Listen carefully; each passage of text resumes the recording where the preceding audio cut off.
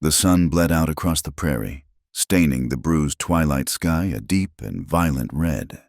It was a lonely kind of beauty, the kind that offered no comfort, only a vast and empty stage for the final act of a desperate flight.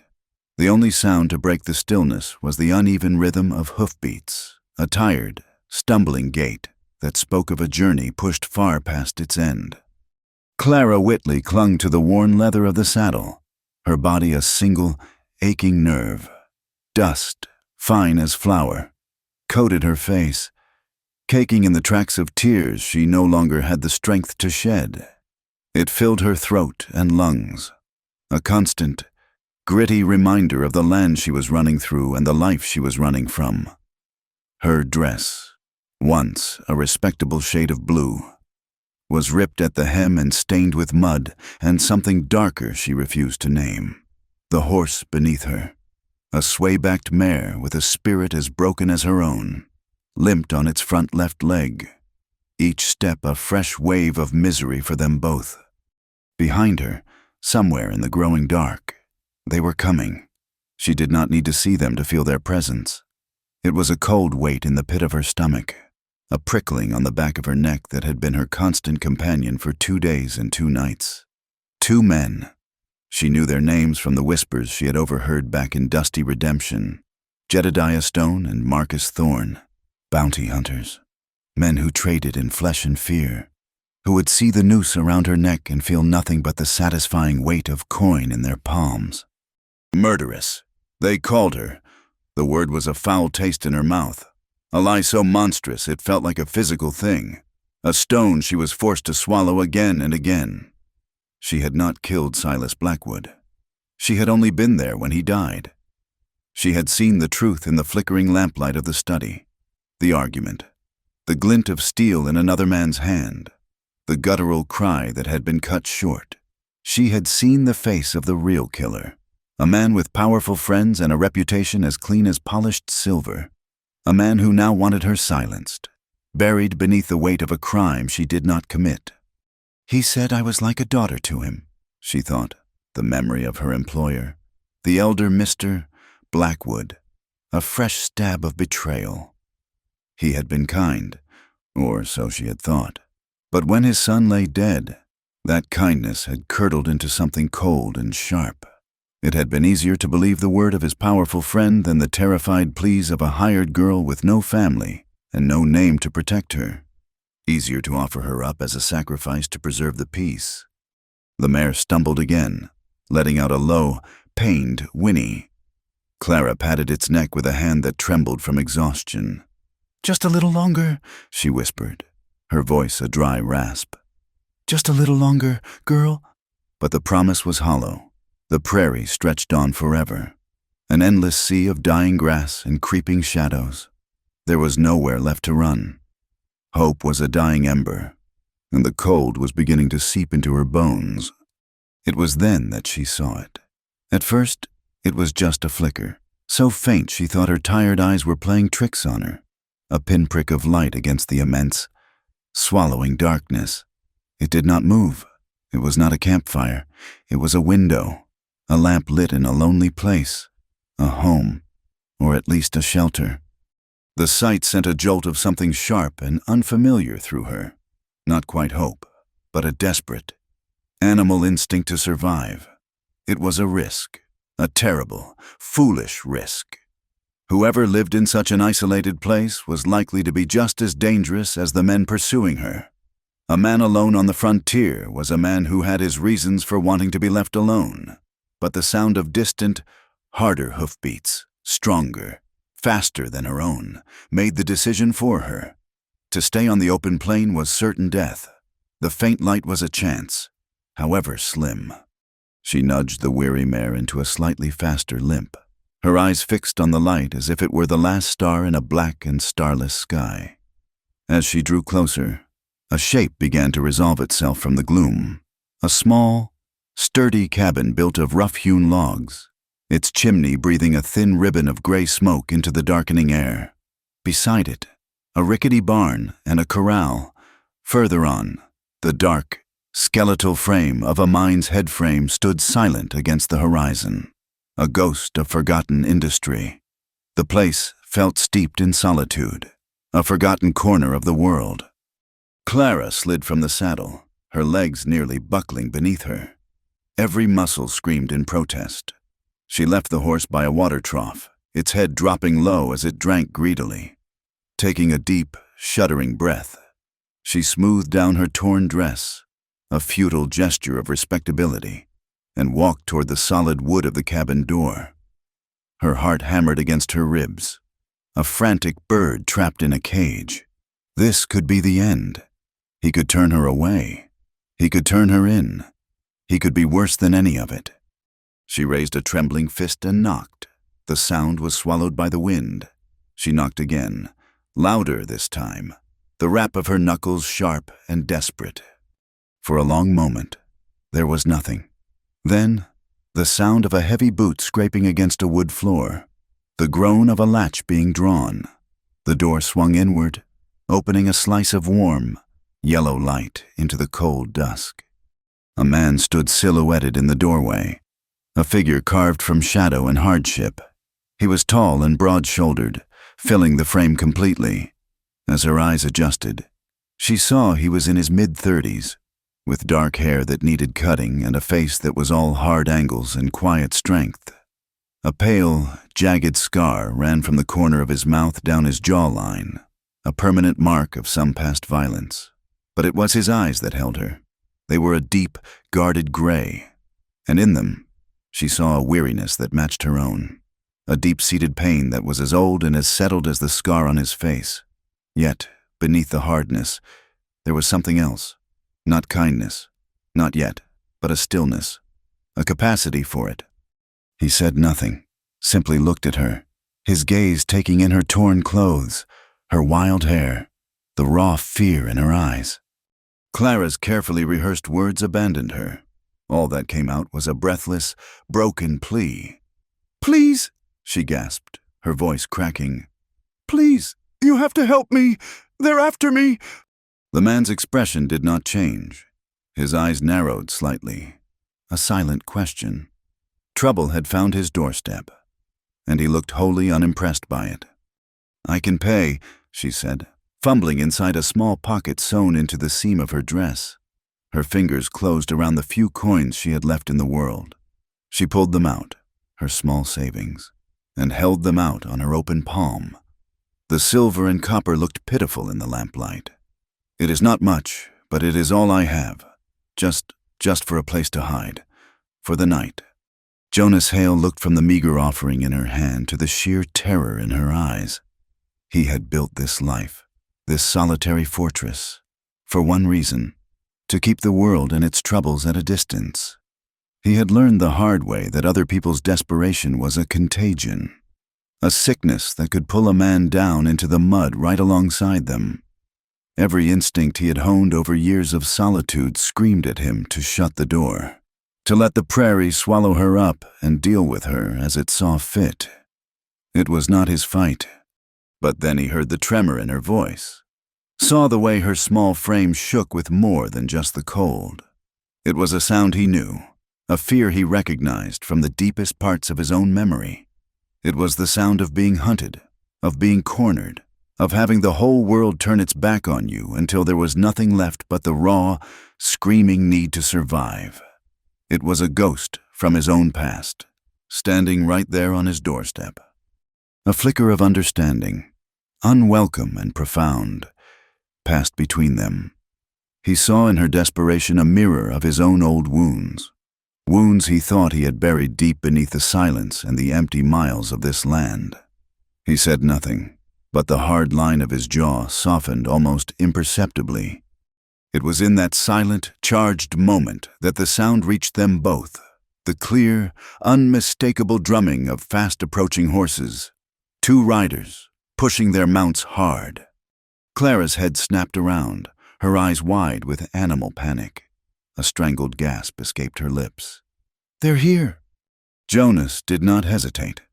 The time for deliberation was over. Instinct, raw and immediate, took control. Without a word, he grabbed her arm, his grip firm but not cruel, and pulled her inside. shutting the heavy door behind them. The sound of the bar sliding into place was a deafening thud in the small, quiet cabin. The room was sparse and clean, smelling of wood smoke, leather, and coffee. A fire crackled in the stone hearth. A bedroll lay neatly in one corner, and a rifle was propped against the wall. It was the home of a man who owned little and wanted less.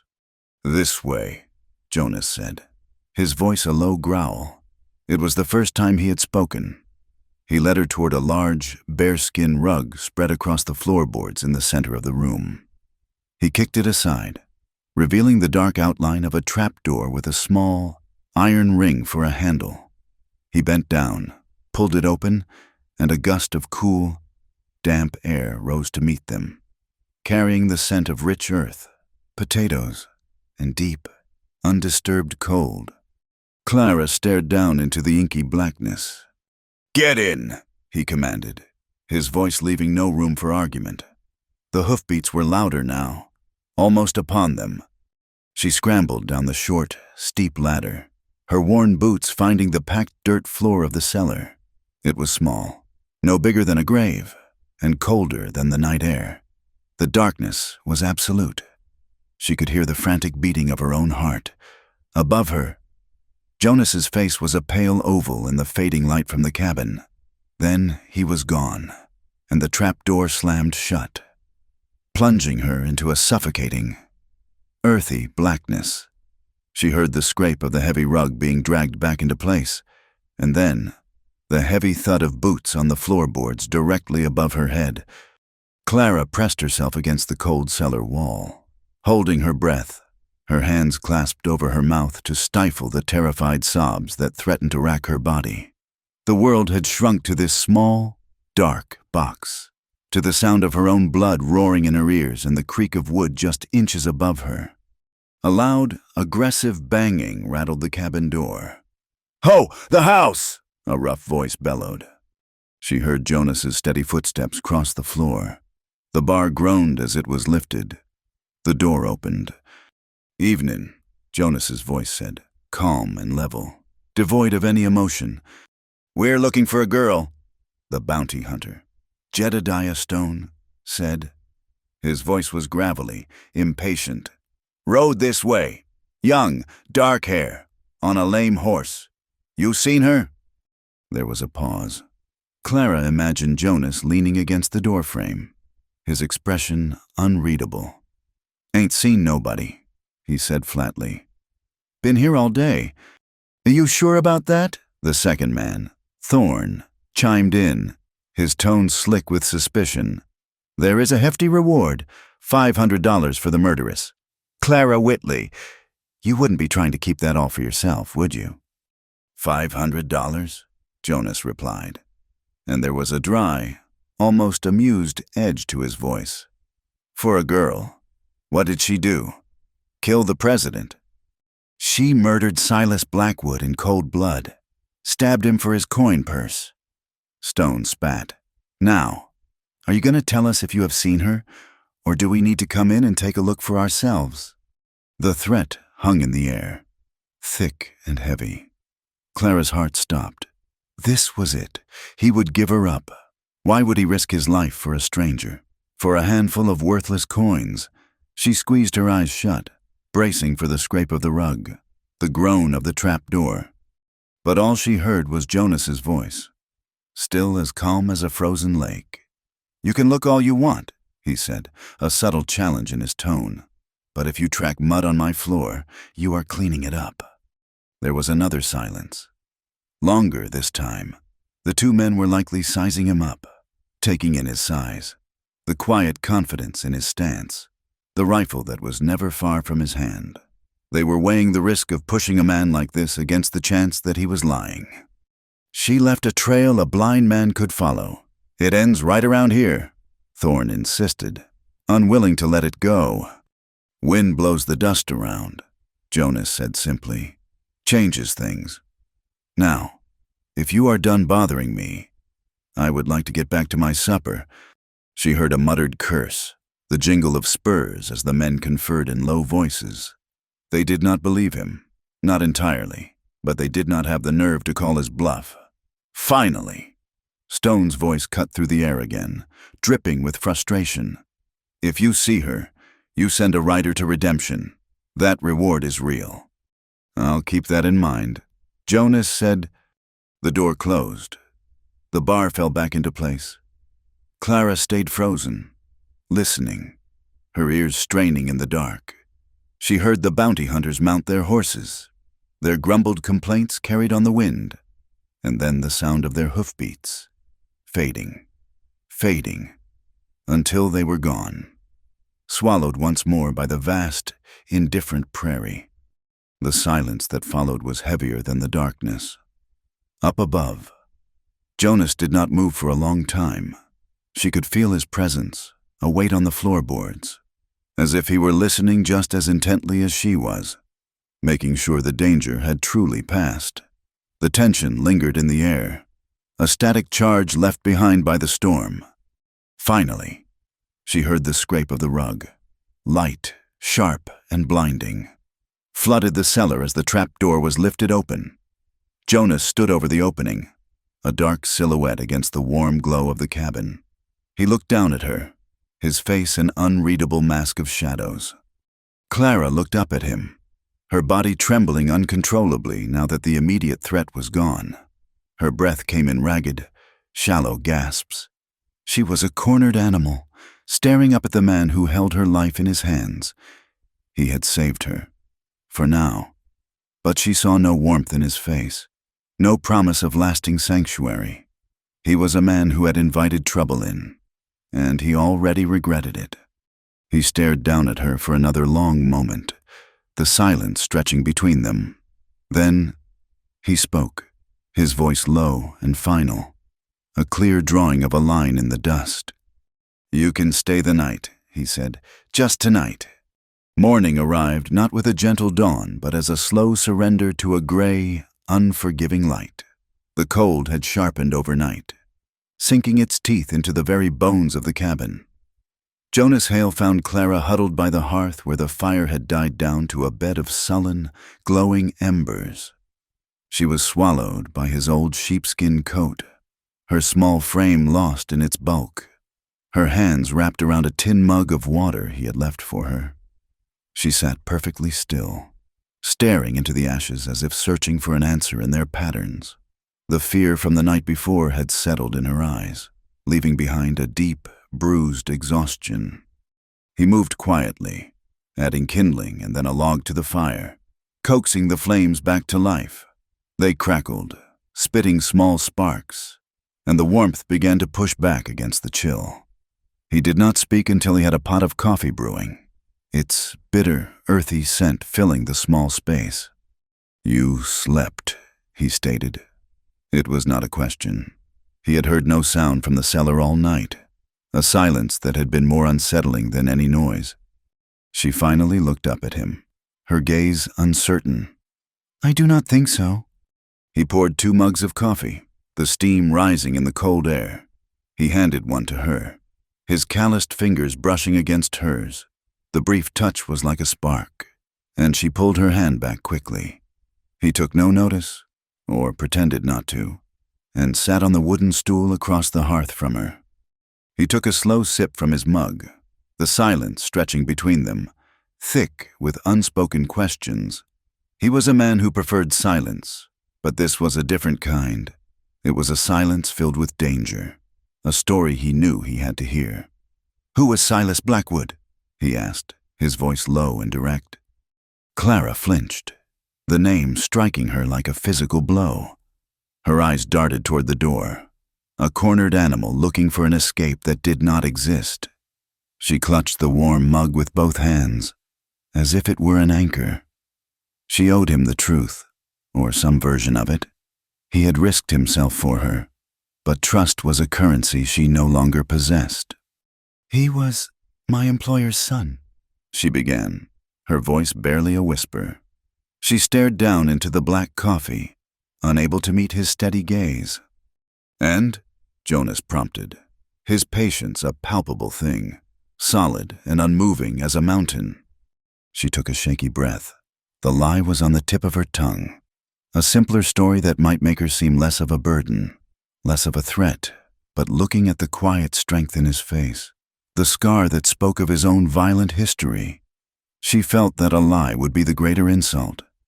"They say I killed him," she admitted, the words tasting like poison. "They say I stabbed him for his money. But I did not, I swear to you, I did not do it." Jonas listened, his expression unchanging. He gave no sign of belief or disbelief, no judgment. He simply watched her, his gray eyes seeming to see right through the fear to the core of her. When she finished, he remained silent, turning his gaze to the dancing flames. Something in his eyes hardened, the distant pain she had seen last night rising to the surface, becoming sharp and present. He was no longer just in the cabin with her. He was somewhere else, a long time ago. The fire in the hearth became the flickering light of torches, their hungry flames licking at a dark Texas night 10 years past. He was not yet Jonas Hale, the reclusive rancher, but Jonas Collier, a young man with a wife and a future. He remembered the saloon, the smell of cheap whiskey and sweat. He remembered a man named Finn, a bully with a loud mouth and heavy fists, who had taken offense to the way Jonas had looked at him. Jonas had tried to walk away. He had a wife, Sarah, and a baby son, Samuel, waiting for him. He did not want trouble. But Finn had not let him walk away. He had followed him outside, into the muddy street. He had pushed, and when Jonas pushed back, Finn had pulled a knife, its blade gleaming in the torchlight. Jonas remembered the glint of steel, the cold shock of realizing it was his life or Finn's. He had been faster. The knife had ended up in Finn's chest, not his own. He remembered the man's surprised grunt, the sudden weight of him as he collapsed. Self-defense, that is what it was. Clear and simple. But Finn had brothers. He had friends, and the sheriff was one of them. Within the hour, they had come for him. Not with a warrant, but with ropes and torches. A mob, their faces twisted with rage and whiskey. Their voices a single, roaring beast demanding blood. They had dragged him from his small home. Ignoring Sarah's frantic screams, they had thrown a rope over the thick branch of an old oak tree in the center of town. He could still feel the rough hemp against his neck, the choking tightness as they pulled him off his feet. He remembered the world going black, the frantic, useless clawing at his own throat, the roar of blood in his ears. He had been saved by a deputy, a good man who had fired his pistol into the air and held the mob at bay long enough to cut him down. But the deputy had warned him. "They will try again," he had gasped, pressing a horse's reins into Jonas's hands. "The sheriff will not stop them. You have to ride and never look back." He had fled that night, leaving behind his wife, his son, everything he had ever known, with a promise to send for them once he was safe. He became Jonas Hale, a ghost, erasing the man he had been. He had found this place, this forgotten piece of land, and started to build a new life. But the letter he had finally sent had come back unopened, stamped with a single, brutal word: "Deceased.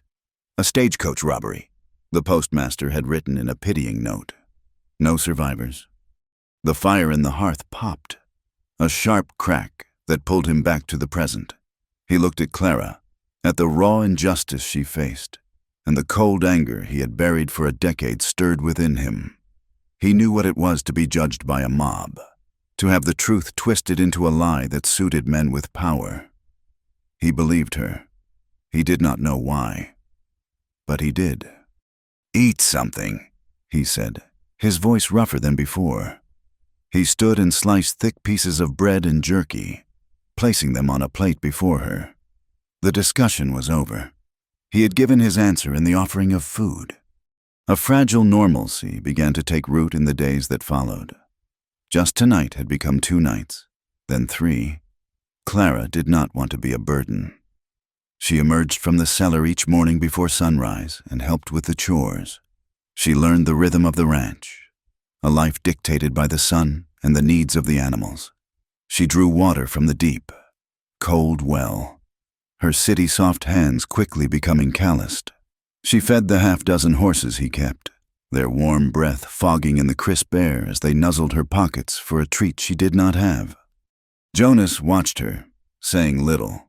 He showed her how to properly mend a fence post and how to milk his single, stubborn cow. He was a patient teacher, his instructions sparse but clear. They worked in a shared silence that was, in its own way, a form of communication. They were two solitary people learning the shape of another's presence, moving around each other in the small cabin and the vast emptiness of the plains. But the peace was a thin sheet of ice over a deep, dark river. At night, when she returned to her hiding place, the normalcy vanished. The cellar was her prison, a constant reminder of her status as a fugitive. And from her cold, earthy tomb, she would hear him, above her, on the floorboards that served as her sky. She heard the steady, relentless pacing of his boots, back and forth, back and forth. A restless, haunted sound that went on for hours.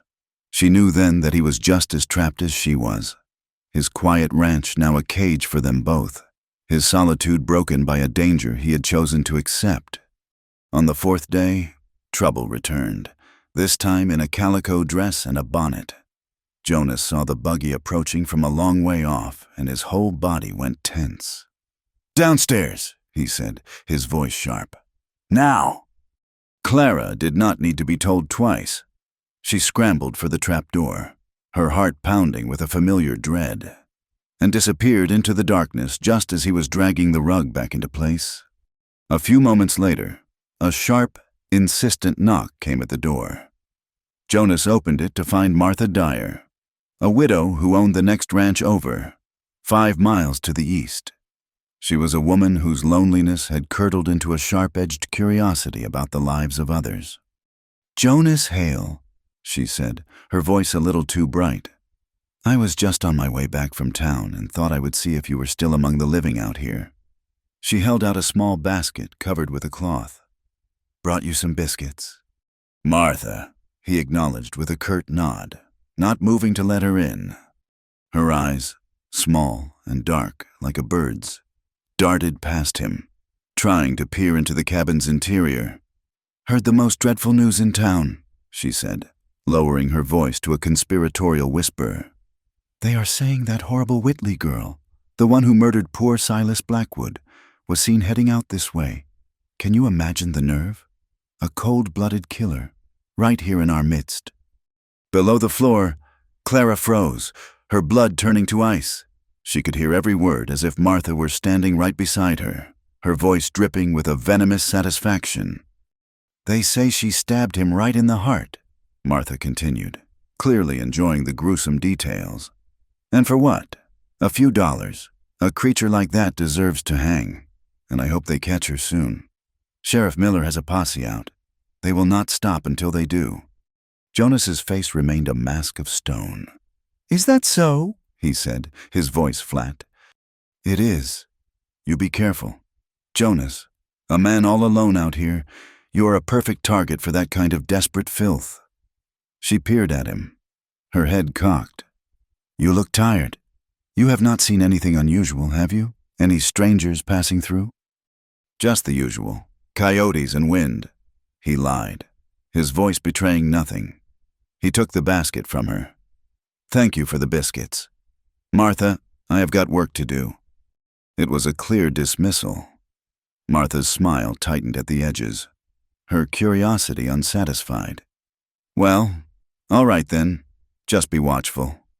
She finally turned and made her way back to her buggy, casting one last suspicious glance at the silent cabin before she drove away. Jonas watched until she was a small speck on the horizon before he barred the door and pulled back the rug. When he opened the trap door, Clara was huddled in the corner, her arms wrapped around her knees, trembling. The venom of Martha's words had found its mark. "She is gone," he said softly. Clara looked up at him, her face pale, her eyes shimmering with unshed tears. "That is what they all think," she whispered. "That I am filth." Something shifted in Jonas's chest. A fierce, protective anger surged through him, so potent it startled him. He wanted to shield her from the ugliness of the world, from the cruel gossip and the blind injustice. But he was also acutely aware of the risk. Martha was a talker. Her suspicions, once planted, would grow. He had brought the very trouble he had spent a decade avoiding right into the heart of his home. His heart, a thing he thought had turned to stone years ago, was stirring with a feeling he could not afford to have for this vulnerable, hunted woman. He was conflicted, torn between the instinct to protect her and the cold, hard logic of survival. That night, the sky turned the color of a fresh bruise. The wind, which had been a constant whisper, rose to a mournful howl, rattling the window panes and shaking the sturdy cabin. A storm was coming, a real plains storm, with a fury that could tear the world apart. Jonas secured the barn and brought the horses into their stalls, their eyes wide and nervous. By the time he returned to the cabin, the first fat drops of rain were hitting the roof like scattered pebbles. Clara had already retreated to the cellar, the approaching storm seeming to amplify the terror that was her constant companion. Then the thunder began. It was not a distant rumble, but a violent, concussive crack that seemed to split the sky directly overhead. The ground itself shuddered with the impact. In the cellar, trapped in the smothering darkness, the sound was magnified, a relentless, physical assault. Each clap of thunder was like the blast of a shotgun, the roar of a lynch mob, the final, slamming door of a prison. Clara squeezed her eyes shut, pressing her hands over her ears, but it did no good. The sound vibrated through her bones, shaking her to her very soul. Another crash, louder this time, followed by the splintering sound of a tree being struck somewhere nearby. That was the end of her control.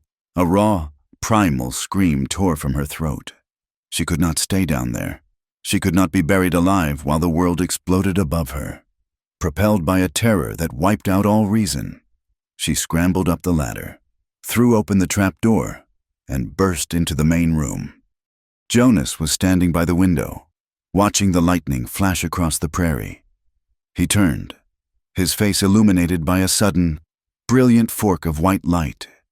Just as she stumbled toward him, she was wild-eyed, weeping, her body shaking uncontrollably. She did not see him as Jonas, the quiet rancher, but as the only solid thing in a world that was coming apart at the seams. She crashed into his chest, her arms wrapping around his waist, her face burying itself in the rough fabric of his shirt. "I cannot," she sobbed, her words muffled. "Please, I cannot." For a moment, Jonas stood rigid, his entire body frozen by the shock of her touch. It had been years since he had held anyone, years since he had felt the warmth of another human being seeking comfort from him. His arms, accustomed to the weight of logs and saddles, felt clumsy and strange. But then her trembling seeped into him, a desperate vibration that broke through the wall he had built around his heart. Slowly, tentatively, his arms came around her. He held her, his large hand resting gently on the back of her head, his other hand pressing against the small of her back, holding her steady against the storm both outside and within. He could feel the frantic beat of her heart against his ribs. She was so small, so fragile in his arms, like a bird with a broken wing. He smelled the faint scent of rain and fear in her hair. The thunder cracked again, and she flinched, pressing herself even closer. He held her tighter. They stood like that for a long time, two broken souls clinging to each other in the heart of the storm, the firelight casting their joined shadow long and deep against the cabin wall.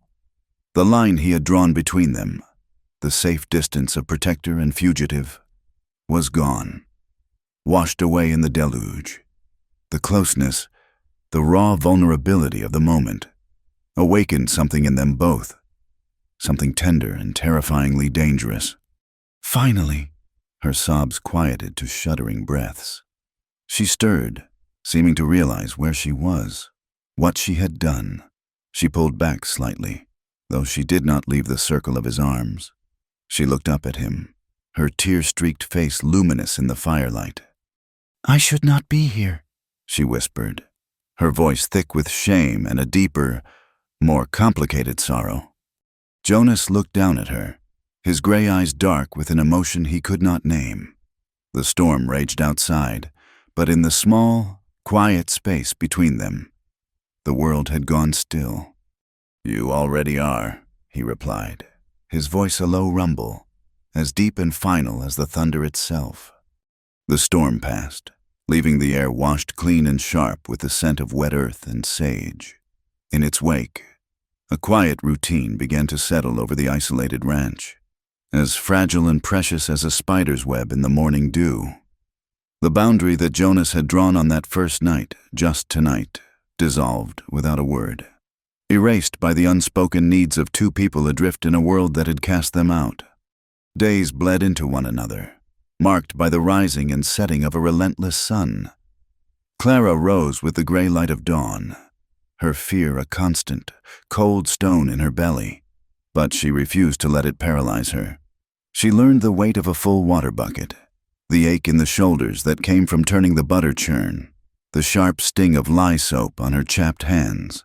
She worked beside Jonas, her presence a silent question he never answered, and her labor a silent answer he seemed to accept. Together, they repaired the long stretch of fence along the northern pasture. He taught her how to set a post deep in the rocky soil, how to stretch the wire taut until it hummed with tension. He worked with an economy of motion, his powerful hands sure and steady. Clara watched him, learning not just the task but the man himself. He was a man of immense patience, who could spend an hour fixing a broken harness latch without a single curse. Yet she could feel the tightly coiled violence that lay just beneath his calm surface. Her trust in him grew with each passing day. It was not a thing that was spoken, but a structure built from small, solid moments. It was in the way he left a plate of food for her on the table after she had retreated to the cellar for the night. It was in the way he would turn his back to give her a moment of privacy when she washed her face in the basin by the door. And it was in the way he never, ever asked her again if she had done what they accused her of. He had heard her truth, and for him, that was enough. One afternoon, when the sun was high and hot, he came out of the cabin carrying his rifle. He gestured for her to follow him out past the corral, to a place where a line of tin cans sat on a fallen log. "You need to know how to use this," he said, his tone matter-of-fact. He held the heavy weapon out to her. Clara stared at it, her eyes wide. She had never held a gun in her life. It felt alien, an object of pure destruction. I cannot," she stammered. "You can," he insisted, his voice gentle but firm. "I am not always going to be here." The words hung in the air between them, a grim acknowledgement of the bounty on her head and the danger he courted by keeping her. "If something happens, you cannot rely on a locked door. You have to be able to survive." Hesitantly, she took the rifle. Its weight surprised her, the cold steel and smooth, oiled wood a shock against her skin. He stood behind her, his presence a warm, solid wall at her back. "Your feet should be apart," he instructed, his voice low, close to her ear. "Like this." He nudged her right foot back with the toe of his boot. The simple, impersonal touch sent a jolt through her entire body. He placed his hands over hers on the rifle, showing her how to brace the stock against her shoulder. His chest was pressed against her back, and she could feel the slow, steady beat of his heart. She held her breath, suddenly aware of nothing but his closeness, the scent of leather and dust that clung to him, the sheer size and strength of him, enveloping her. The world narrowed to that single point of contact. "Breathe out as you squeeze the trigger," he murmured, his breath stirring the fine hairs on her neck. "Do not pull it, just a slow, steady squeeze." She aimed, the can wavering in her sight. She squeezed the trigger. The rifle exploded against her shoulder, a deafening crack that made her cry out in surprise. The kick sent her stumbling back, right into his chest. He caught her, his hands steady on her arms. The can on the log remained untouched. A frustrated tear pricked her eye. "I cannot do it." "Yes, you can," he said, his voice unwavering. He turned her back around, repositioning the rifle in her hands. Again, they stayed out there for over an hour, the sharp report of the rifle echoing across the empty plains.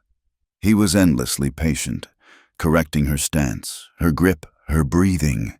And slowly, she began to get the feel of it. She learned to respect the weapon, not to fear it.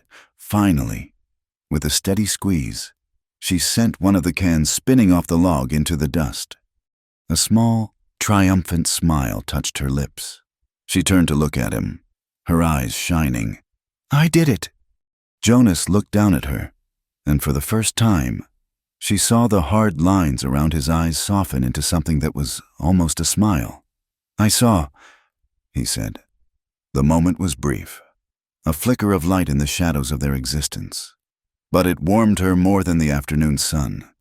The quiet intimacy of their shared life deepened in these small, unacknowledged ways. It was in the brushing of their hands when he passed her a warm biscuit from the skillet.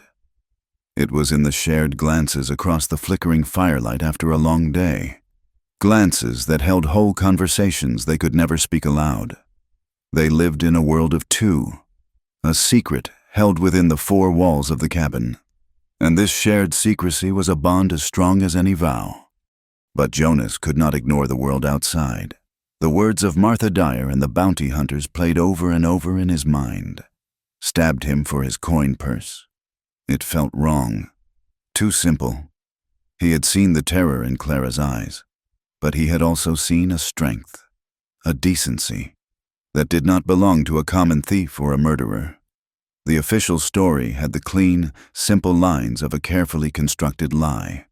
One morning, he told her he was riding out to check the far pastures and would not be back until after dark. It was a lie, and she knew it. She saw the grim set of his jaw, the way his eyes avoided hers.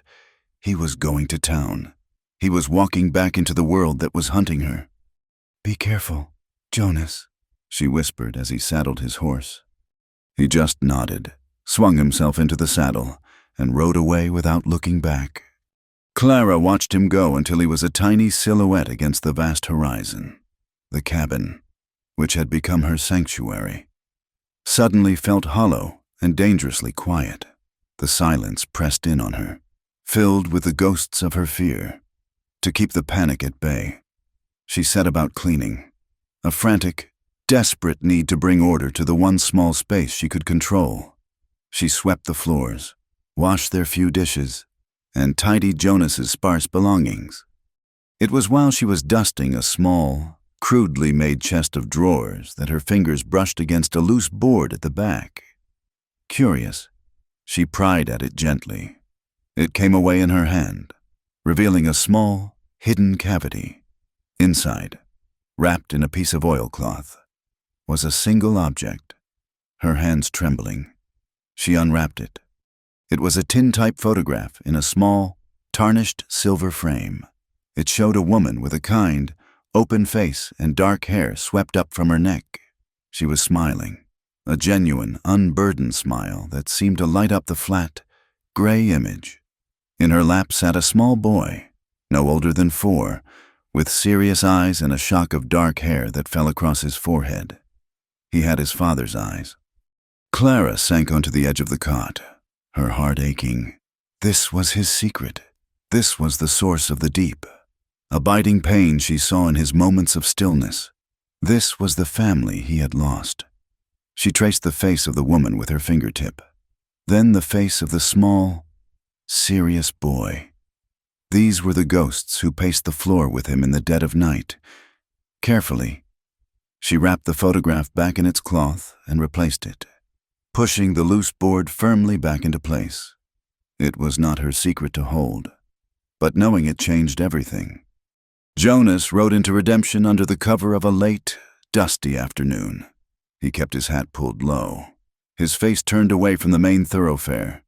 The town was buzzing with talk of the murder. He tied his horse outside the saloon and slipped inside, taking a seat in a dark corner. ordering a whiskey he had no intention of drinking. He listened. Men talked freely when they drank, their tongues loosened by alcohol and self-importance. He heard Silas Blackwood's name spoken again and again, but the stories he heard were not of a respectable rancher's son cut down in his prime. They were whispers of poker games that had gone on for days, of staggering debts owed to dangerous men from as far away as St. Louis. They spoke of a temper as foul as his father's was fair, of violent arguments in this very saloon.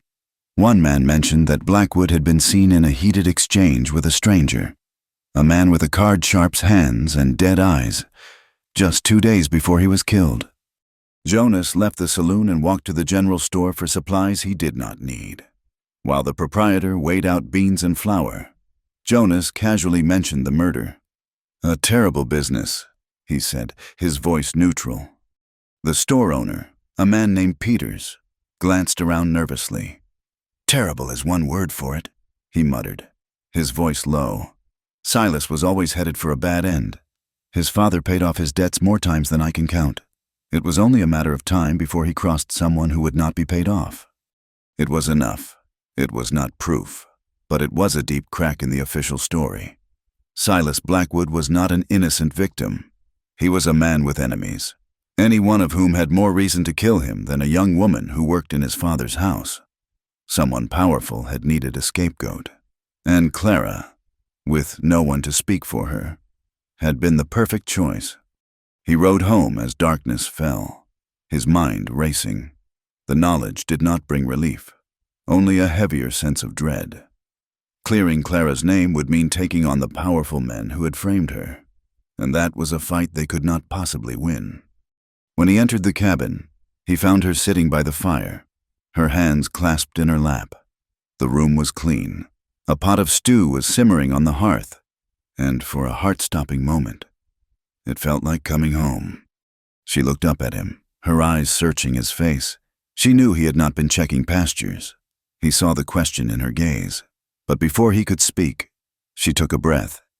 "Jonas," she said softly, "while you were gone, I found something, a photograph." His entire body went rigid. The air thickened, charged with a sudden, painful tension. He did not speak, did not move. "I am so sorry," she said quickly, her voice filled with a gentle sorrow. "I was cleaning. I did not mean to pry. A woman and a little boy." Jonas turned away from her, staring into the fire, his jaw tight. He felt as if she had peeled back his skin and laid a hand on the raw, festering wound he had hidden from the world for a decade. The silence stretched, filled with the crackle of the flames. "Her name was Sarah," he said finally, his voice a rough, broken thing he barely recognized as his own. "The boy was Samuel." He did not have to say more, but something about Clara's quiet, patient stillness made the words come. The story he had locked away for 10 years began to spill out of him, a torrent of guilt and pain. He told her about the fight, the lynch mob, the escape in the dead of night. "I left them," he choked out, the shame of it as fresh as the day it had happened. "I promised I would send for them. I wrote letters, but I never sent them. I was too afraid my past would follow me, that it would put them in danger. I waited too long. I was building this place, trying to make it safe." He swallowed hard, his throat tight with unshed tears. "By the time I was ready, by the time I sent the letter, they were already gone. A stagecoach robbery on the San Antonio Road. They were on their way to her sister's. If I had not fled, if they had stayed put, they would still be alive. It was my trouble that put them on that road, my guilt." He fell silent, the confession leaving him empty and raw. He expected pity, or perhaps revulsion. Instead, Clara moved to stand beside him. She did not touch him, but he could feel her presence, a quiet anchor in his storm of grief. "It was not your fault, Jonas," she whispered. "You were trying to protect them." He shook his head, unable to accept the absolution. But when he finally found the courage to look at her, he saw not pity in her eyes, but a deep, profound understanding.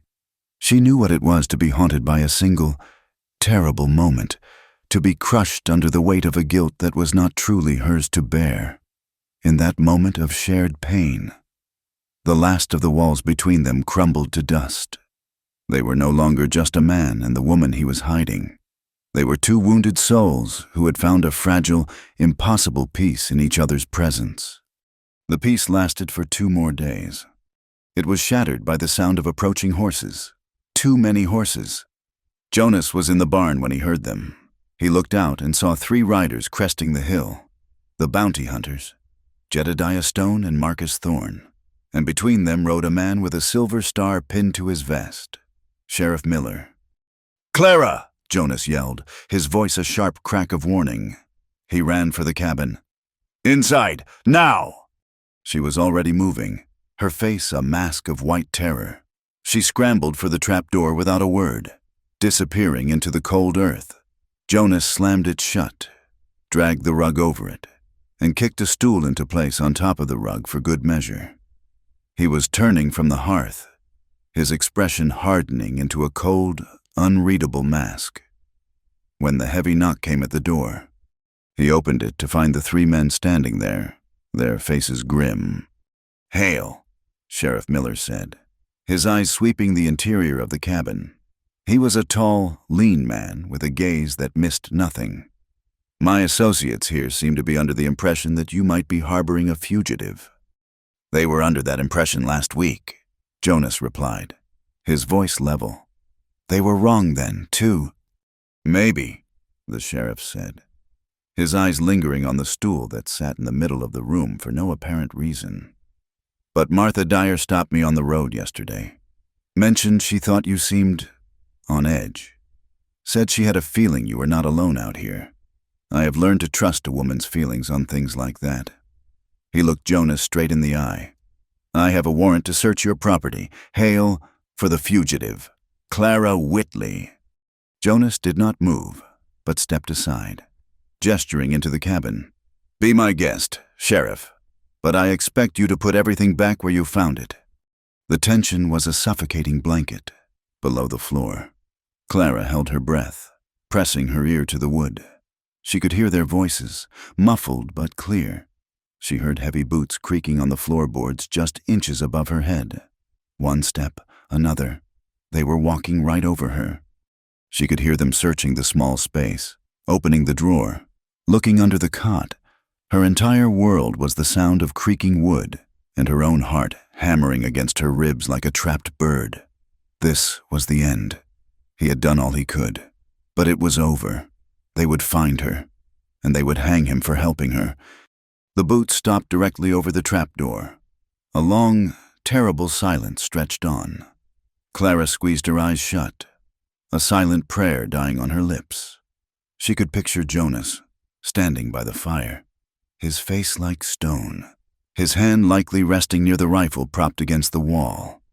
As the sheriff's boots creaked overhead, a terrible, cold clarity washed over her. She had brought this to his door. Her trouble, her fight. She had found a moment of peace in this place. A moment of something she was too afraid to name, and it was going to cost him his life.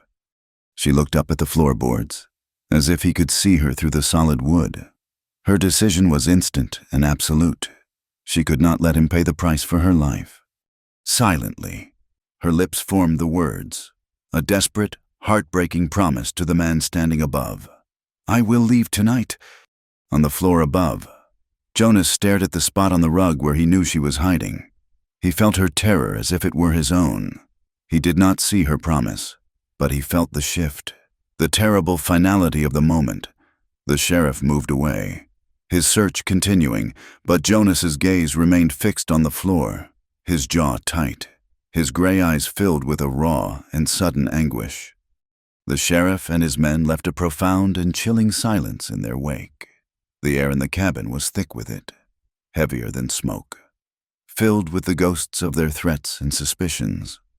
Jonas barred the door and stood for a long moment, his back to the room, his shoulders a hard line of tension. He did not immediately open the trap door. It was as if he were trying to hold the moment at bay, to postpone the terrible certainty that had settled in his heart. Down in the cold, damp earth. Clara heard the silence and knew it was the sound of a closing cage. She had brought this danger to him. She had taken his solitude, the one thing that had kept him safe, and turned it into a weapon against him. Her silent promise, mouthed to the unseeing floorboards, echoed in her mind. I will leave tonight. It was not a choice but a debt, the only payment she could offer for the kindness he had shown her. She would become a ghost again, a fleeting shape on the prairie, and she would drag her trouble away from his door, back into the wilderness where it belonged. When he finally lifted the heavy door, his face was grim, carved from stone in the flickering lamplight. He helped her out, his hand warm and strong around her arm. Neither of them spoke. There was nothing to say. They ate a silent supper of stew and hard biscuits, the scrape of their spoons against the tin plates the only sound in the room. Every glance, every small gesture, was freighted with the weight of their unspoken farewell. Clara's heart felt like a lead weight in her chest. Leaving him felt worse than being caught, a deeper and more profound kind of doom. She waited until the cabin fell into the deep stillness of the hour just after midnight. She could hear the slow, steady rhythm of his breathing from his cot, a sound that had become a strange sort of comfort to her. It was the sound of safety, of a guardian in the dark. To leave it was to step off a cliff.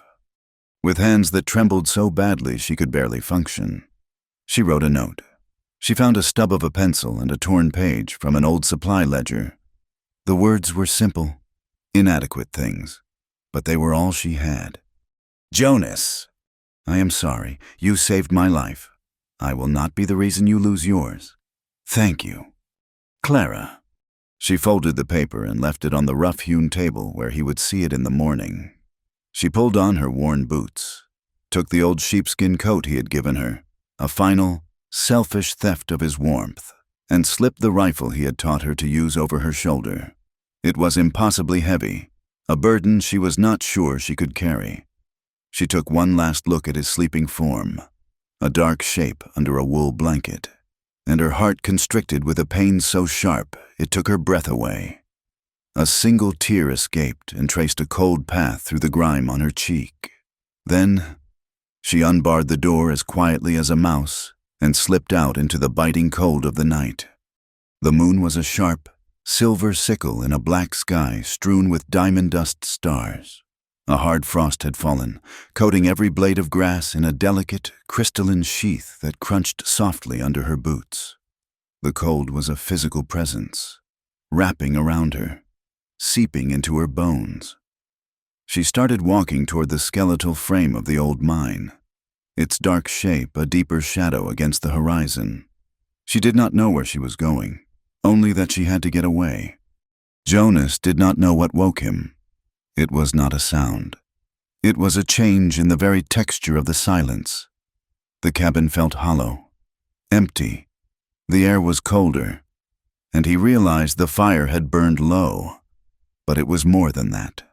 A primal instinct, the same one that warns an animal of a predator's approach, screamed at him that something was wrong. He sat up, his eyes scanning the moonlit room. The stool by the hearth was empty. Her coat was gone from its peg by the door. His heart hammered against his ribs, a sudden, cold dread washing over him. He saw the folded piece of paper on the table.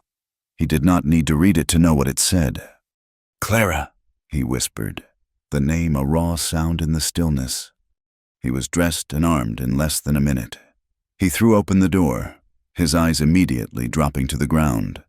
In the pale moonlight, her tracks were as clear as if they had been drawn in ink on a white page. Small boot prints, stark against the silvered frost, heading away from the cabin, heading toward the mine. He did not bother with a horse. He was faster on his own 2 feet over the uneven ground, and he ran with a desperate, lung-searing urgency he had not felt in 10 years. He ran not from something, but towards someone, his mind a maelstrom of fear and fury. Fury at her foolish, noble sacrifice. fear of what he would find at the end of her trail. He heard their voices before he saw them, the sound drifting on the cold. Clear air, cruel, taunting voices that made his blood run cold. He slowed his pace, dropping into a crouch, using the scattered boulders and withered brush for cover as he approached the entrance to the abandoned mine. And then he saw her. She was backed against the rock face near the mine's dark opening, the rifle held in front of her, its barrel trembling in her unsteady hands.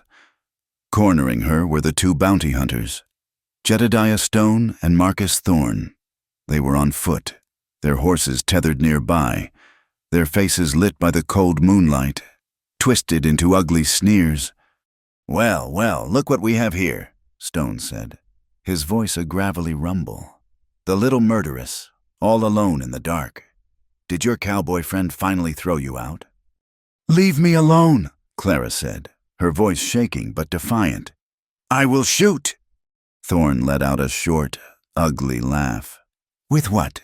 Girl, you do not have the stomach for it. Now, you are going to put that rifle down nice and easy, and we are going to take you back to town. The sheriff will be very happy to see you. So will the hangman." "She is worth more alive," Stone mused, taking a slow step closer. "But not much more. Maybe we have a little fun with her first. A little reward for all our trouble tracking her down." Clara's face was a pale oval of terror. She tried to steady the rifle, to aim it, but she was shaking too hard. Jonas's heart felt like it was being squeezed in a vice. He saw the scene from 10 years ago superimposed over this one. The circle of tormentors, the lone, terrified victim, the mob. This time, he was not the one with the rope around his neck. This time, he was the one who could stop it. He raised his own rifle, the stock cold and solid against his cheek. He did not call out. He did not issue a warning. They were predators who had cornered their prey. And you did not reason with predators. You put them down. He centered the sight on Jedediah Stone's chest. He remembered Jonas's own words to her. "Breathe out as you squeeze the trigger." He let his breath out in a slow, steady stream. The crack of the rifle shot was like the sound of the world splitting in two. It shattered the night, echoing off the rocks and sending a flock of sleeping birds bursting into the sky. Jedediah Stone grunted, a look of profound surprise on his face. He staggered back a step, a dark stain blossoming on the front of his shirt. He looked down at it, then up at the darkness where the shot had come from, before his legs gave out and he collapsed into a heap on the frosted ground. Thorne swore, spinning around, his hand flying to the pistol at his hip. He fired a wild shot into the darkness, the muzzle flash a brilliant, angry orange. Clara screamed. Jonas was already moving, using the moment of confusion to close the distance. He burst from the shadows, a figure of pure, righteous fury. Thorne barely had time to register his presence before Jonas crashed into him, driving him to the ground. The pistol flew from Thorne's hand, skittering across the rocks. They wrestled in the dirt and frost, a grunting, desperate tangle of limbs. Thorne was wiry and strong, fighting with the feral desperation of a cornered rat. He landed a solid punch on Jonas's jaw, making his head ring. But Jonas was fueled by a decade of repressed rage. He drove his fist into Thorne's side, then again, feeling the man's breath whoosh out of him. Thorne thrashed, his hand finding a rock. He swung it wildly, catching Jonas on the side of his head. Stars exploded behind Jonas's eyes, and for a moment, the world tilted. Thorne scrambled away, crawling toward his pistol. But he was too slow. Jonas shook his head to clear it and launched himself forward. Grabbing Thorne by the collar and hauling him back, he landed one more punch, a clean, hard blow to the jaw that snapped Thorne's head back with a sickening crack. The man went limp. Jonas thought for a second he had killed him, but then he heard a low, pained groan. Jonas stood over him, breathing heavily, the adrenaline coursing through him. He could end it right here. He could silence this man forever, ensure he would never threaten Clara again. But as he looked down at the unconscious man, He saw the faces of the mob, and he knew he was not them. Suddenly, a sharp, burning pain flared in his left arm. He looked down and saw that the sleeve of his shirt was torn and dark with blood. Thorne's wild shot had not been so wild after all. The bullet had torn through the fleshy part of his upper arm. "Jonas!" Clara's voice was a choked sob. She ran to him, the rifle forgotten on the ground. She stared at the blood, her hands flying to her mouth. "You are hurt." "It is nothing," he grunted, though a wave of dizziness was washing over him. He looked from her to the unconscious form of Thorne. "We have to go. He will wake up." Thorne chose that moment to stir, groaning again. He pushed himself onto his elbows, his eyes wild with hatred and fear. "You will pay for this." "Hail!" he rasped, spitting a mouthful of blood onto the ground. "You and your little killer! I will see you both hang!" He scrambled to his feet and ran. Stumbling toward the tethered horses, he cut Stone's horse free, leaped onto his own, and galloped off into the darkness, his shouted curses and vows of vengeance fading into the thunder of hoofbeats.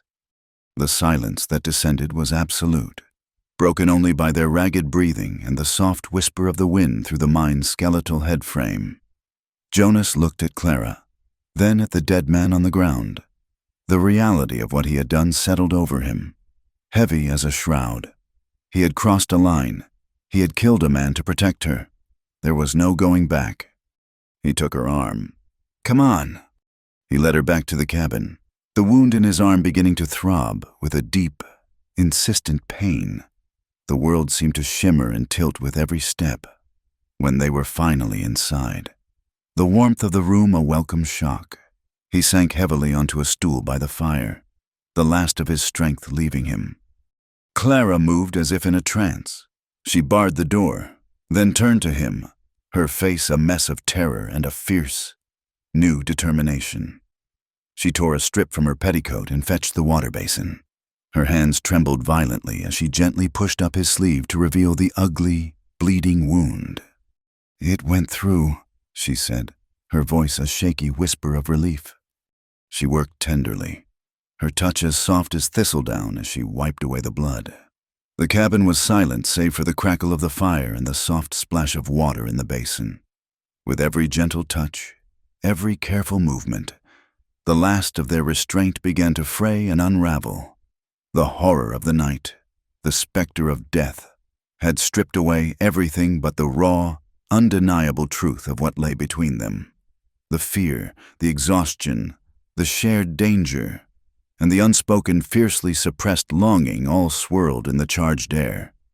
When she finished cleaning the wound, she looked up at him, her eyes shimmering with tears. His hand came up, his fingers gently brushing a stray lock of hair from her cheek. His touch was electric, a brand against her skin. Their gazes locked, and the world fell away. There were no more words, no more reasons to stay apart. There was only this desperate, undeniable need. He leaned in, and she met him halfway, their lips meeting in a kiss that was not gentle or tender, but fierce and ravenous with all the emotion they had held back. It was a kiss of desperation, of relief, of a shared and terrible doom. He pulled her onto his lap, his uninjured arm wrapping around her like a steel band, claiming her, her hands tangled in his hair, pulling him closer. This was not a surrender. It was a collision, a desperate, passionate affirmation of life in the very shadow of death. It was the only answer they had to the chaos that surrounded them, a rebellion against a world that wanted them both dead. They held on to each other as if they were the only two people left alive, seeking a solace and a fire that could, for one brief night, burn away the cold and the fear. Later, as they lay tangled together in the narrow cot, the first hints of a gray dawn were beginning to stain the eastern sky. Clara lay with her head on his chest, listening to the steady, reassuring beat of his heart. The fire had burned down to embers, and the cabin was growing cold again. The warmth of their bodies was the only heat left. A single silent tear slid from her eye and fell onto his skin. Then another. A quiet, shuddering sob escaped her. "We are doomed now," she whispered, her voice thick with a terrible, final clarity. They had not just crossed a line between them. They had crossed a line with the world. He was a killer, and she was the reason. Jonas's arm tightened around her, pulling her even closer. He pressed his lips to the top of her head. He did not offer empty reassurances or false hope. He gave her the only truth they had left. "We already were," he answered, his voice a low, rough murmur in the darkness. The morning light, when it finally came, felt cruel. It streamed through the single window, illuminating the dust motes dancing in the air, revealing the disorder of the cabin and the stark reality of their situation. The intimacy they had shared in the dark felt fragile now, a secret thing that could not survive the harsh light of day. The world outside had not gone away. It was waiting, patient and predatory, ready to condemn them, to destroy them. Their love, born of violence and fear, existed only here, in this small, hidden place. They began to plan, their voices low and urgent. Their only hope was to run, to head north across the border into Canada, where the reach of American law and bounty hunters could not follow. The idea was a tiny, flickering candle in an immense darkness. It was a desperate gamble, but it was all they had. "We will pack what we can carry," Jonas said, his voice grim as he looked around the cabin that had been his sanctuary for so long. "Food, ammunition, water. We will take the 2 best horses and ride only at night." But as he spoke, a stubborn, unyielding look came into his eyes. "But not yet," he said, his jaw tight. "Before we run, I am going to clear your name." "Jonas, no!" Clara pleaded, grabbing his good arm. "You cannot. It is too dangerous. Thorne will have told them what happened. They will be looking for you now, too." "That does not matter," he insisted, his gaze hard. "I am not going to let them hunt you for the rest of your life. I am not going to let them win." It was more than just about her. It was about the ghosts of his own past, about the injustice that had shattered his own life. He had run once before. He would not run again until he had fought back. "I heard what the men in town said," he continued, his voice low and intense. "Silas Blackwood was a cheat, a drunk with a bad temper and worse debts. Someone else killed him. Clara, and his father and the sheriff are covering it up. I am going to face Miller. I am going to tell him what I know, and I am going to make him listen." She saw the raw determination in his face and knew she could not argue with him. It was a fool's errand, a dangerous and desperate hope, but it was a part of who he was. He rode out an hour later, his wounded arm in a sling she had fashioned from a piece of his shirt. He looked like a man riding to his own execution. Clara stood in the doorway and watched him go, a cold knot of dread tightening in her stomach. Jonas found Sheriff Miller in his office, a dusty, cluttered room that smelled of stale tobacco. The sheriff looked up from his paperwork as Jonas entered, his expression hardening when he saw who it was.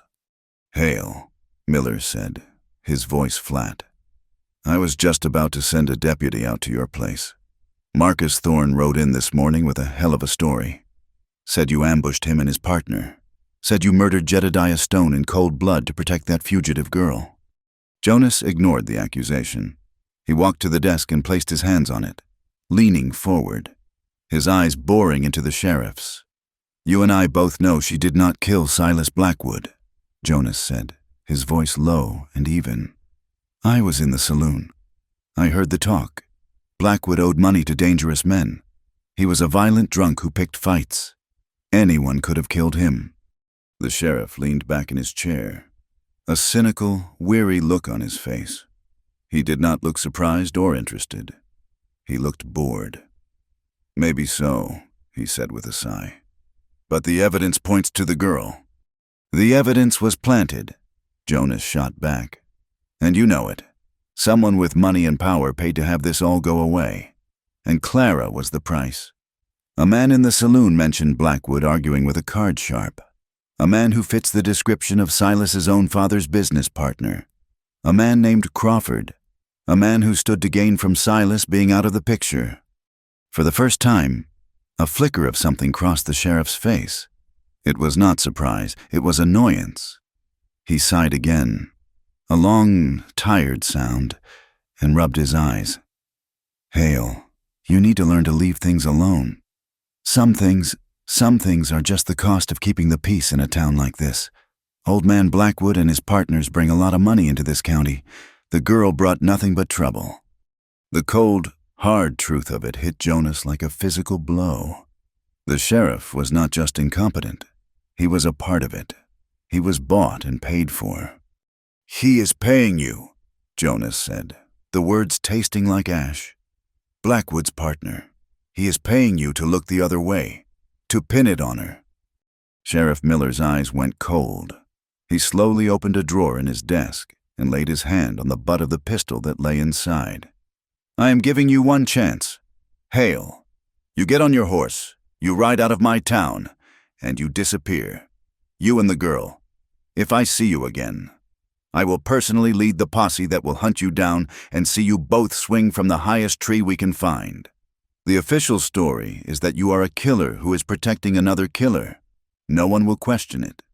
Jonas stared at the sheriff, at the complete and utter corruption that sat behind the silver star.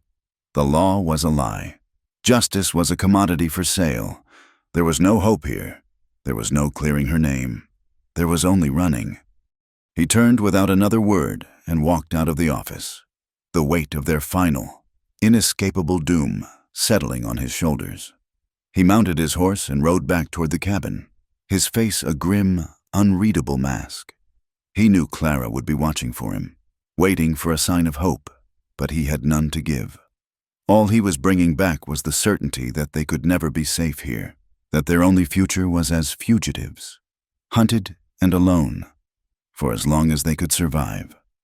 Clara saw the answer in the way he rode back, a slow, heavy gait that spoke of a battle lost before it had even been fought. He did not look at the cabin as he approached, but stared at some distant point on the horizon, as if fixing his gaze on the last vestiges of a dying sun. When he dismounted, his movements were stiff, the movements of an old man, and the grim set of his jaw told her everything she needed to know, the fragile hope she had clung to all day. A tiny, foolish ember in the pit of her stomach was extinguished by the cold finality in his eyes. He walked into the cabin, the dust of the road clinging to him like a shroud. He did not speak at first, simply went to the water basin and splashed his face, the weariness in the line of his shoulders a testament to his defeat. "Jonas," she whispered, the single word fragile in the thick silence. He finally turned to face her, wiping his face on a rough towel. "The sheriff is a bought man. Clara," he said, his voice flat, devoid of all emotion. "He works for the same people who framed you. He told me to disappear. He said if he saw either of us again, he would lead the posse himself." The words were a death sentence. There would be no justice. There would be no clearing of her name. The law, which was supposed to be a shield for the innocent, was just another weapon in the hands of the powerful. They were alone, branded and hunted, with the whole world aligned against them. News, carried on the venomous tongue of Marcus Thorne, travels faster than a prairie fire. By the next day, the story had been twisted into a simple, brutal narrative that the people of redemption were eager to believe. Jonas Hale, the quiet, reclusive rancher, was no longer a mystery. He was an outlaw, a cold-blooded killer who had murdered a bounty hunter to protect his fugitive lover. They were a matched pair, cut from the same dark cloth, and the town, which had once ignored him, now spoke his name with a mixture of fear and righteous hatred. The weight of this new reality fell on Clara with crushing force.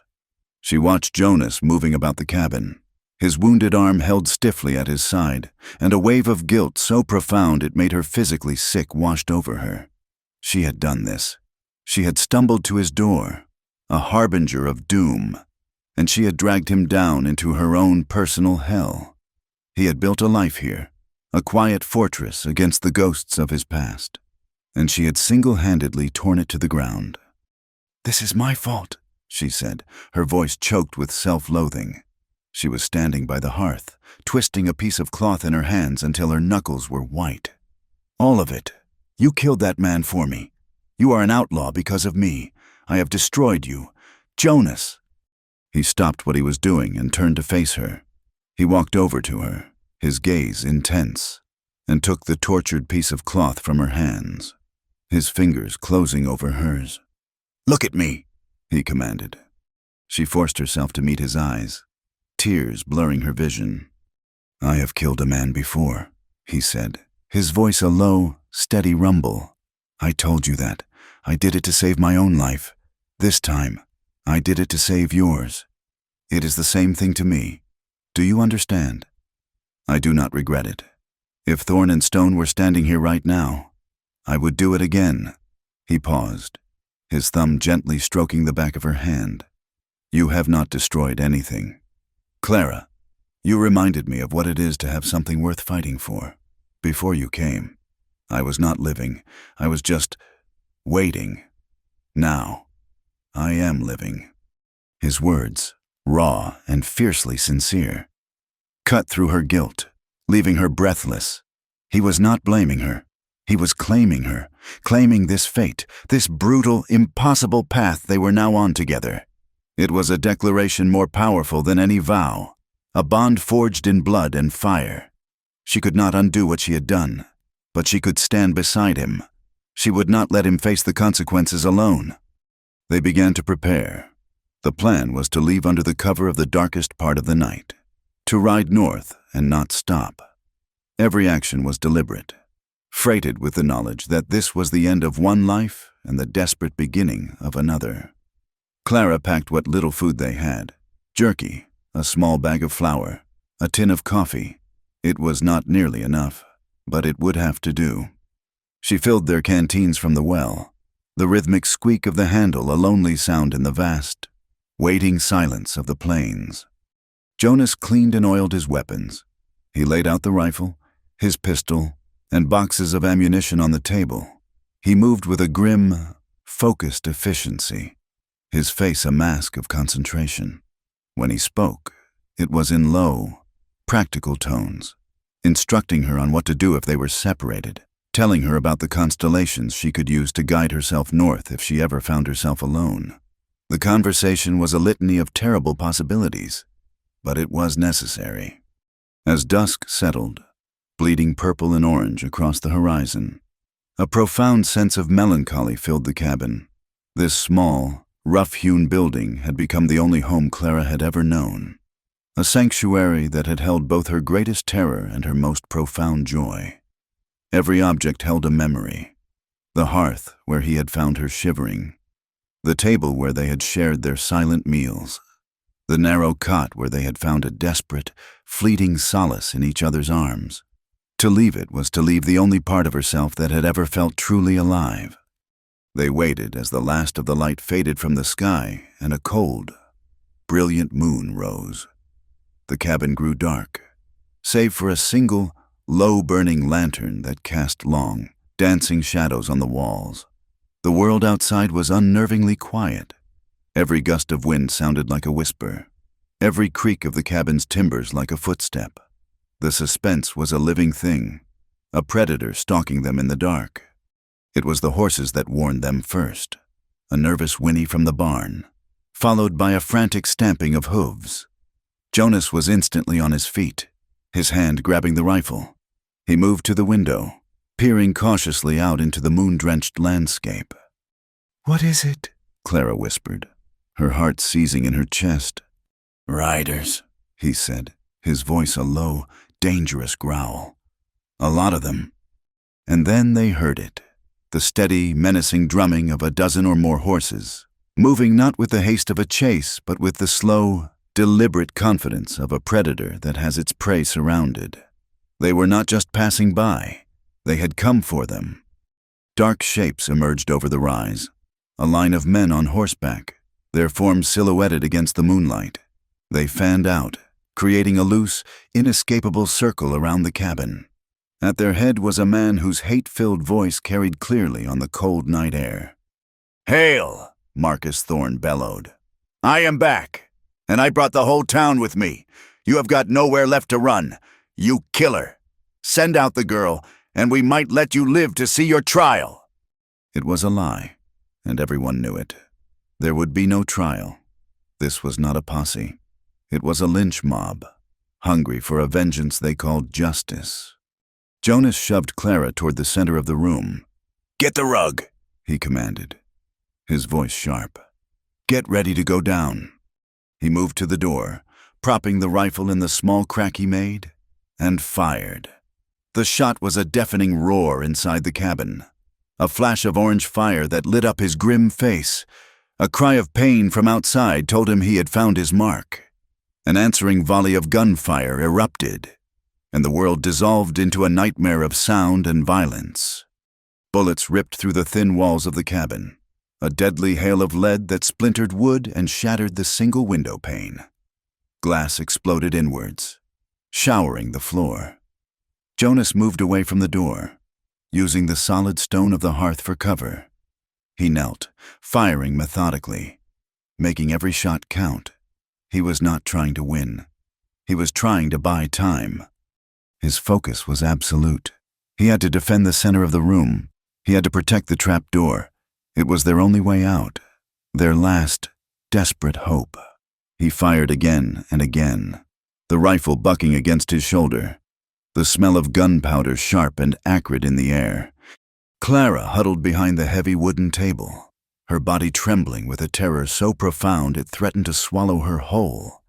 The noise was a physical assault, a constant, deafening roar that vibrated through her bones. Splinters of wood rained down around her. She could hear the shouts of the men outside, their voices filled with a bloodthirsty rage. Jonas fired until the rifle gave a useless click. Empty. He swore under his breath and reached for the box of cartridges on the table. And in that moment of vulnerability, as he reloaded, the cabin door, weakened by the gunfire, burst open, torn from its leather hinges by a heavy boot.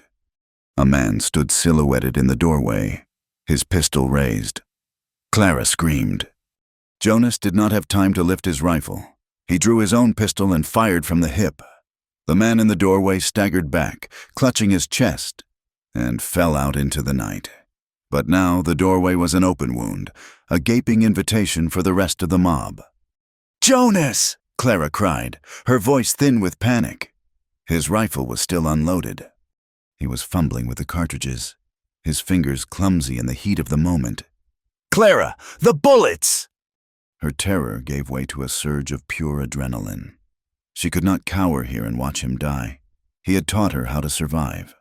And this was it. This was the moment. She crawled across the floor, ignoring the flying splinters, and grabbed a handful of heavy brass cartridges. Her hands were shaking so badly she could barely hold them, but she forced her fingers to work. She pushed a bullet into the chamber of the rifle, then another, her movements clumsy but desperate. Smoke was beginning to fill the cabin, a thick, choking haze that burned her eyes and throat. The gunfire was relentless, a constant, thunderous barrage. Through the smoke, she could see Jonas, a grim specter kneeling by the hearth, firing his pistol with a deadly calm. He was a force of nature, a lone man holding back the tide, and she was a part of it now. She was his hands, his support. As he fired the last shot from his pistol, she shoved the reloaded rifle into his hands. He gave her a quick, grateful glance, a flash of connection in the midst of the chaos. Before turning his attention back to the fight, he was a formidable defender, using the cabin's few points of cover to his advantage. But they were hopelessly outnumbered. A bullet ricocheted off the stone of the hearth, spraying sparks. Another ripped through the sleeve of Jonas's good arm, drawing a sharp hiss of pain. He ignored it, firing back into the night. Through a shattered section of the wall, Clara saw a man dismount and begin to creep toward the side of the cabin, toward the window. He was carrying something that looked like a torch. He was going to set the house on fire. "Jonas, the window!" she screamed, pointing with a trembling hand. Jonas saw him. He swung the rifle around, but at that same moment, another rider got a clear shot through the open doorway. Clara was in the line of fire. The man raised his pistol. Time seemed to slow down. Clara saw the dark, round hole of the muzzle, saw the flash of fire, and knew she was about to die. Everything happened at once. Jonas yelled her name, a raw, desperate sound. He did not have time to shoot. He simply moved. He threw his body in front of hers, shoving her hard toward the floor. The impact was like being hit by a freight train. She heard the sickening wet thud of the bullet striking him, heard his sharp, guttural cry of agony. He collapsed on top of her, his full weight a deadening force. For a moment, there was only a ringing in her ears and the smell of blood, his blood. It was warm and sticky against her cheek. "Jonas!" she screamed, pushing at him. He rolled off her, his face pale and contorted in pain. A dark, rapidly spreading stain was blooming on his shirt, low on his side. The world outside, the gunfire, the shouts, all of it faded away. There was only Jonas, bleeding on the floor of the cabin.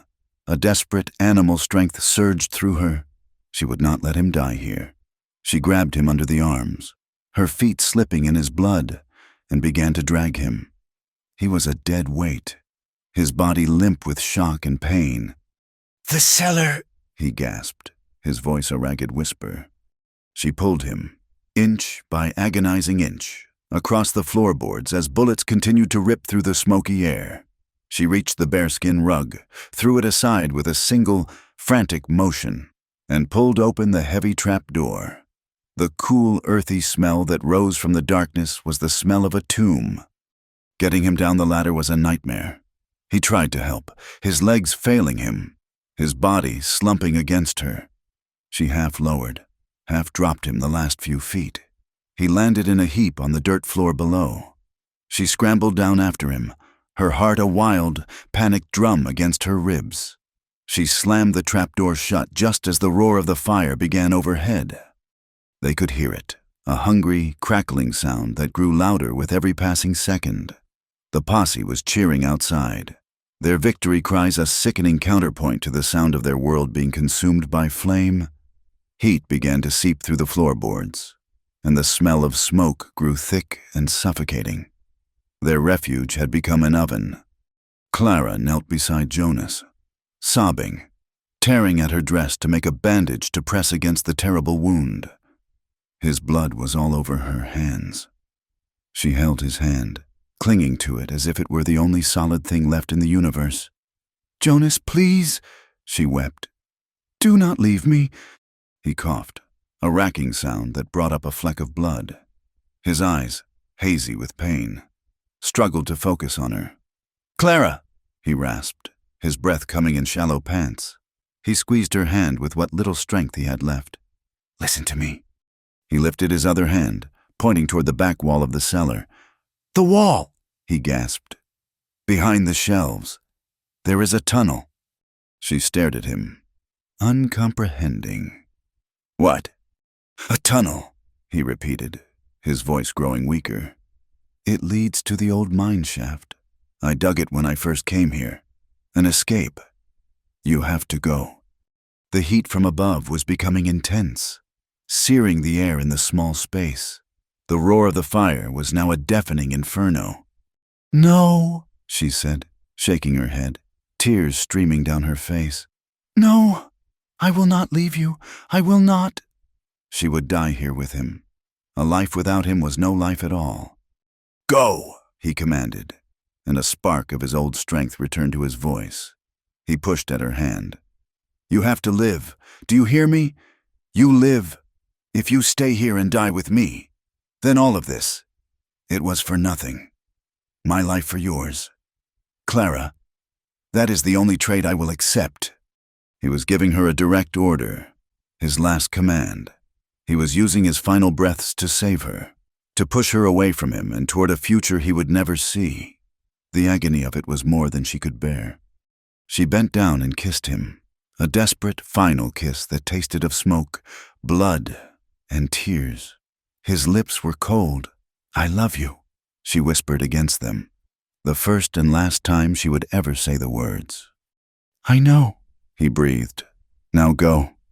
With a sob that tore from the deepest part of her soul, she obeyed. She stumbled to the back of the cellar, her hands finding the loose shelving he had described. She pulled it away, revealing a dark, narrow opening just big enough for a person to crawl through. She took one last look at him. He was a fallen giant, lying in the flickering, hellish orange light that now seeped through the burning floorboards. He tried to give her a small, reassuring smile, a heartbreakingly brave gesture in the face of death. Then, she turned and crawled into the suffocating darkness of the tunnel, the sound of the burning ranch and the man she loved dying just a few feet away. She crawled on, propelled by his final wish, as the roar of the flames consumed everything she had ever known, escaping into the cold, indifferent dawn that was waiting for her on the other side. The tunnel was a throat of suffocating blackness, and Clara crawled through it like an animal burrowing away from a forest fire. The air was thick with the taste of dirt and the distant, horrifying smell of smoke. Her hands and knees were raw, her lungs burned, but she did not stop. His last command was a fire in her own blood, a brutal and undeniable imperative: live. She crawled until the cool night air touched her face, and she tumbled out of the darkness and into the skeletal remains of the old mine works. She did not look back. She could not. To look back would be to turn to salt, to crumble into a pillar of grief on the spot. She only knew that the sky behind her was a terrible, flickering orange, and the air was filled with the triumphant, ugly shouts of the mob and the hungry roar of the flames that were consuming her life, her love, her entire world.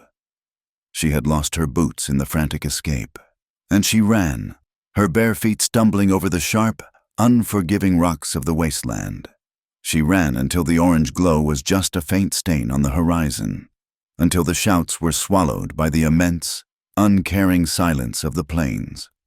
She wandered through a world that had lost all color, a gray and desolate landscape that was a perfect mirror for the wasteland of her soul.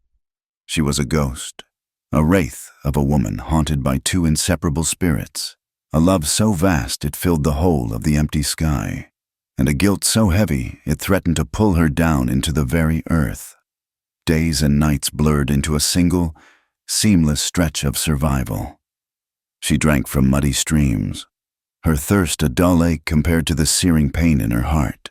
She ate bitter roots and berries that stained her lips and offered little nourishment. Her feet were a mass of cuts and bruises, and the sheepskin coat, caked with soot and dirt, was her only shield against the biting cold of the nights. Sleep offered no respite. It was a gallery of tortures, a place where he was still alive. She dreamed of him in the cabin, his rare, soft smile warming her more than any fire. She dreamed of his hands, strong and sure, teaching her to hold a rifle. She dreamed of his arms around her in the thunderstorm, a safe harbor in a world of chaos. Then the dreams would twist, and she would be back in the cellar, the fire roaring overhead, his blood warm and sticky on her hands. She would see the life fading from his eyes, feel his hand pushing her toward the tunnel, toward a life she did not want without him. She would wake with a silent scream caught in her throat, his name a raw, unspoken word on her lips, the cold stars her only witnesses. After what felt like a lifetime of walking, she stumbled upon a place that seemed to have been forgotten by the rest of the world. It was a small, dusty border town called Sanctuary, a name so cruelly ironic it felt like a deliberate taunt. It was a town of last chances, a collection of sun-bleached shacks and false-fronted buildings huddled together as if for protection against the endless prairie. It was a place for people with no pasts, a community of ghosts, and she knew instantly that she belonged there. She became Ann Johnson. The name was as plain and colorless as the dust that coated everything in the town. It was the name of a woman who did not exist, a perfect disguise for a woman who felt she had already died. She found work as a laundress, a job of hard, anonymous labor. She spent her days with her hands plunged in scalding, lie-heavy water, scrubbing the dirt and sweat from the clothes of strangers. The work was punishing, her hands quickly becoming red and raw, but she welcomed the pain. It was a physical penance, a constant, stinging reminder of her own perceived sins. She was trying to wash away a stain that was not on her clothes, but on her very soul. Her life shrank to the size of her small, windowless room at the back of the boarding house and the steamy, loud laundry. She spoke only when necessary, in a voice so low and soft that people often had to ask her to repeat herself. The other women, loud and gossiping, mostly left her alone. They wove their own stories about the quiet, sad-eyed woman they called Anne. Some said she was a widow, her heart buried with a husband lost to fever or a range war. Others whispered that she was simple-minded, her wits scrambled by some past tragedy. They did not know how close to the truth they were. Clara, or Anne as she was now, lived more in the past than in the present. Every moment was a potential trigger for a fresh wave of grief. The sight of a tall man with broad shoulders walking down the street would make her heart stop. The low murmur of a man's voice from the next room would make her freeze, thinking for a wild, impossible second that it was him. She was suspended in the brief, impossible season she had spent with him, a time when she had been more alive than she had ever been before or since. She honored his final command by breathing, by eating, by working, but she was not truly living. She was simply enduring. Weeks turned into a month, then 2. The brutal heat of late summer began to give way to the crisp, cool edge of autumn. The world moved on, but Clara remained trapped in the ashes of that one terrible night. The news, when it came, found her by accident. She was at the general store, buying a small bag of beans, when a traveler, a trader with a weathered face and restless eyes, was holding court by the pickle barrel. He was full of stories from his travels, and the dusty patrons of the store were hungry for any word from the outside world. "And the strangest tale I heard," the trader said, his voice loud and confident, "was back in the territory near a town called Redemption, about an outlaw rancher named Hale."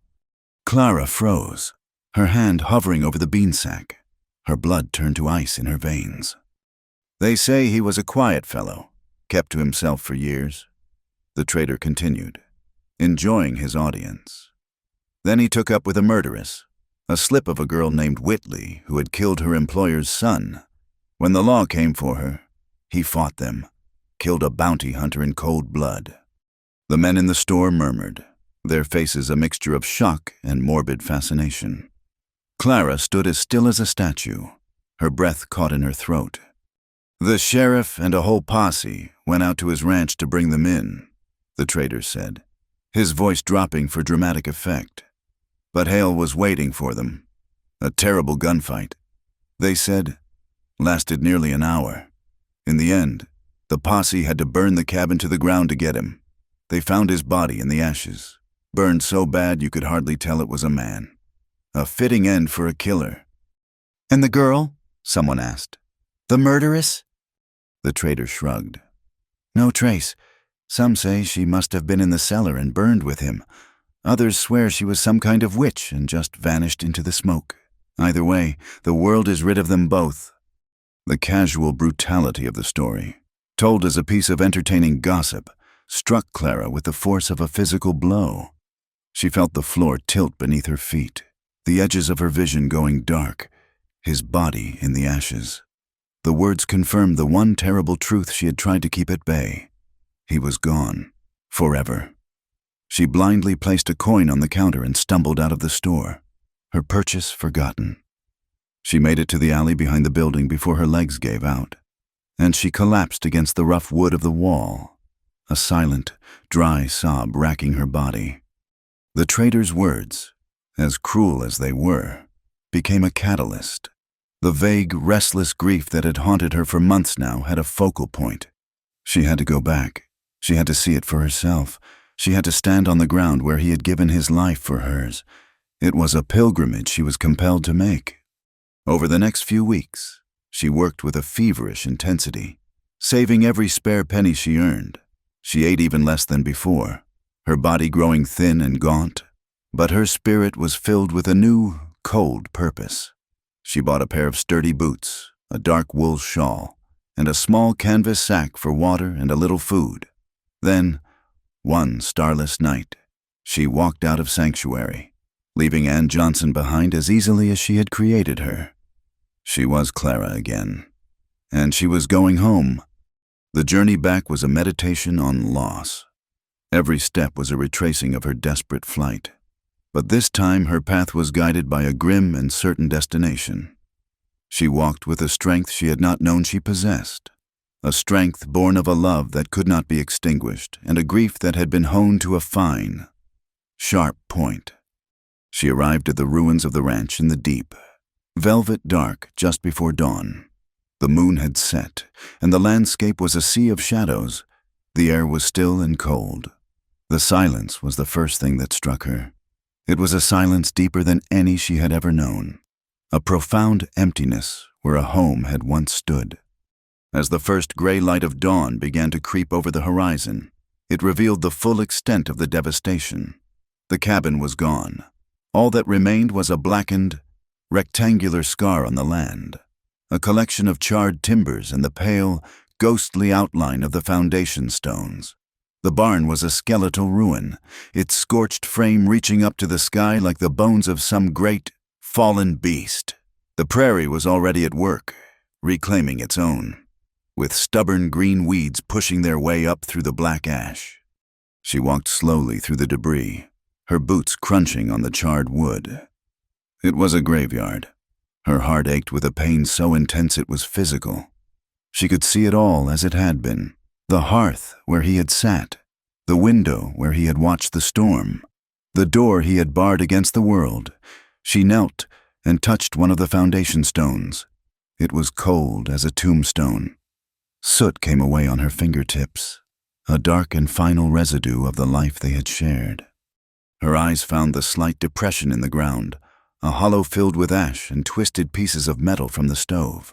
The cellar, their refuge, their tomb, the place where he had died. The finality of it washed over her, and the tightly controlled dam of her grief finally broke. She sank to her knees in the soft, gray ash, and a wave of sorrow so powerful it stole the air from her lungs washed through her. She did not scream or cry out. Her grief was as silent and as deep as the prairie sky. Her body shook with silent, racking sobs. She whispered his name into the dust, a broken litany, a prayer to a ghost that could not hear her. "Jonas! Oh, Jonas!"